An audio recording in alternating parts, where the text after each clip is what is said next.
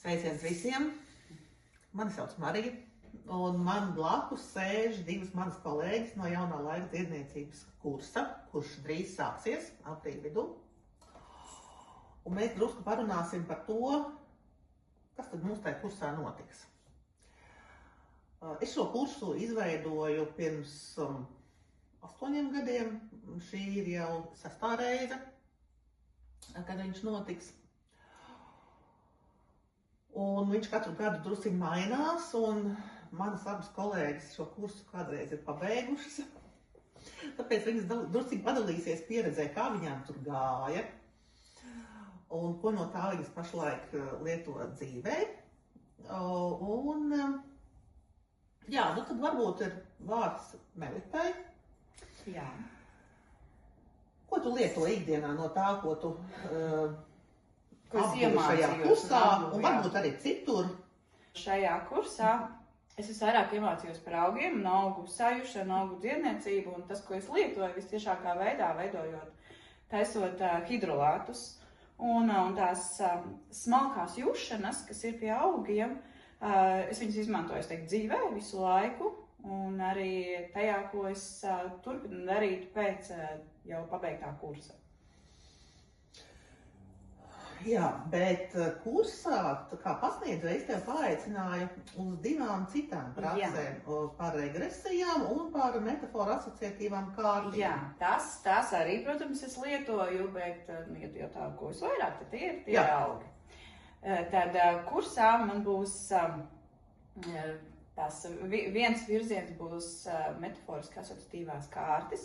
Tās ir kartītes, kur ir attēli, un es parādīšu kursā, kā viņas var izmantot, cik ļoti dažādi asociatīvie tēli, kas arī patiesībā ir par jušanu, kā viņus izmantot gan sev, gan tālāk jau cilvēkiem, kas strādā ar klientiem.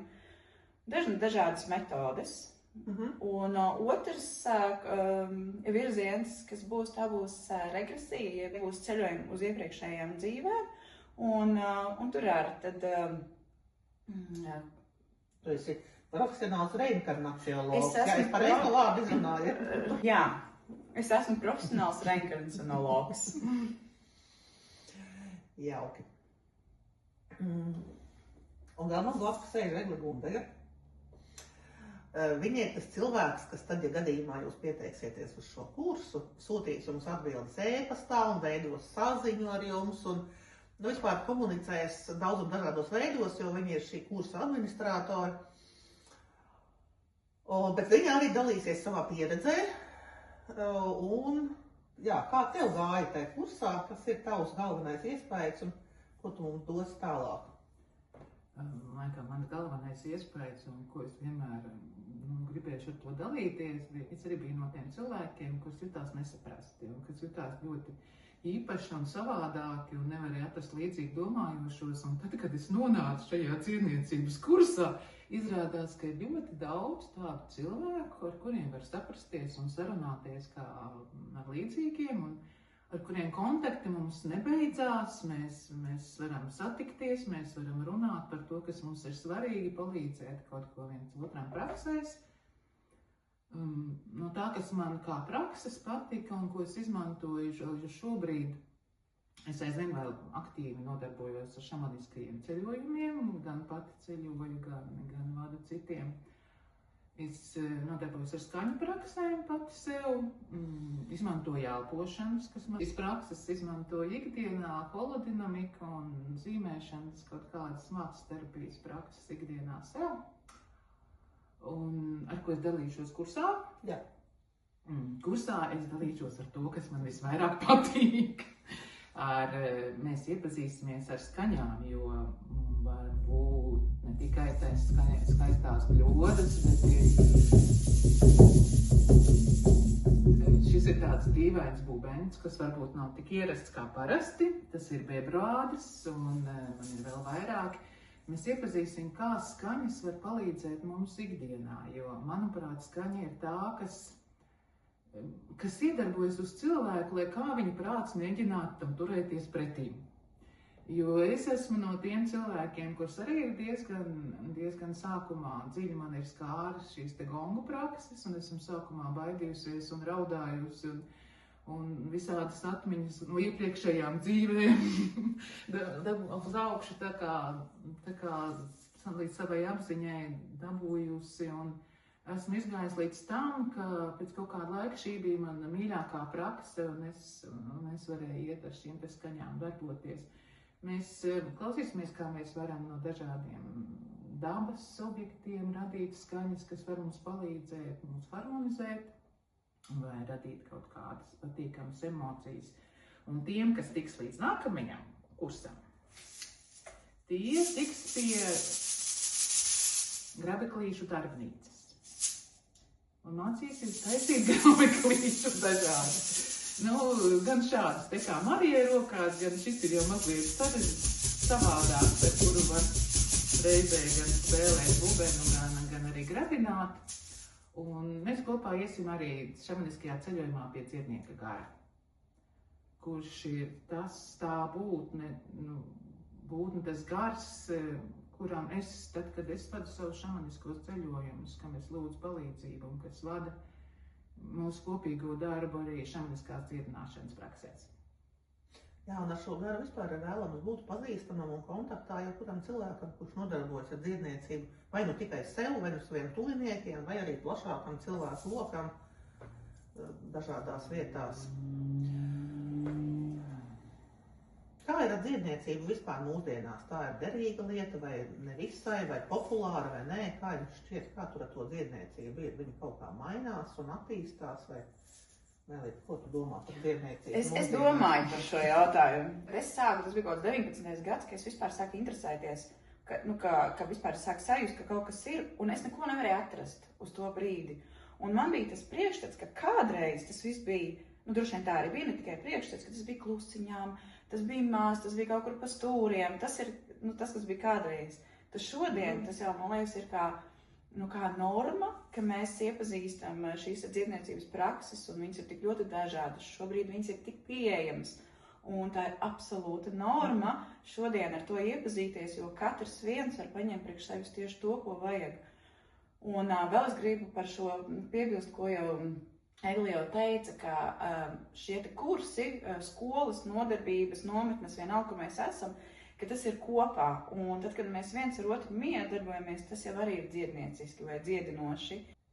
Jā, man gribās piebilst, ka tas nav tā, ka par spīti medicīnai. Man gribētos, ka tas ir papildinoši medicīnai. Tas ir kopā, jā. Un man ir liels prieks, ka nestoties uz to, ka medicīnā ir diezgan liels paušs šobrīd, ir ļoti sakarīgi mediķi.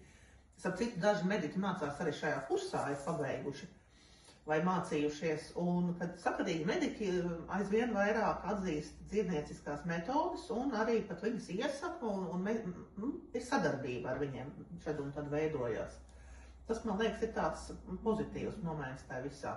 Zini, tā kā man ir bijusi pieredze, es esmu gājusi pie dziednieka daudzus gadus atpakaļ.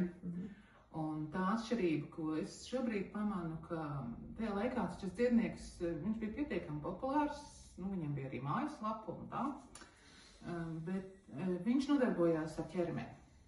Jā, viņa dziedinošie uzskati bija, ka viss ir no ķermeņa piesārņotības. Mums bija diētas, mums bija masāžas, bet viņam neienāca prātā skatīties pēc cēloņiem. Un tas, kas man patīk, šī brīža jaunā laika dziedniecībā, ka tiek meklēti tie cēloņi kādēļ. Kas nav ķermenī, kas nav ķermenī, kas ir dzirdsme, kas ir smalkajā plānā, kas ir emocijās, uzskatos, atmiņās, varbūt no iepriekšējām dzīvēm, jo manā piemērā bija tā, ka to ķermeni tā kā saved kārtībā, bet simptoms atgriezās, un simptoms nekur neizzuda, jo neviens nebija paskatījies, kas ir radījis šo te disfunkciju organismā, jo, kā mēs zinām, tad slimības pirms rodas smalkajā plānā un tikai pēc tam nolaižas līdz fiziskajam. Un otrs, kas man šobrīd šķiet ļoti svarīgi, tad, kad es kādreiz domāju par dziedniecību, man likās, ka es varētu kaut ko tādu darīt, Man negribējās iet pie dziedniekiem, jo man likās, ka viņi izmaina to manu enerģētiku pēc sava prāta. Neviens man nepaskaidro, ko dara, kā dara, kāpēc dara.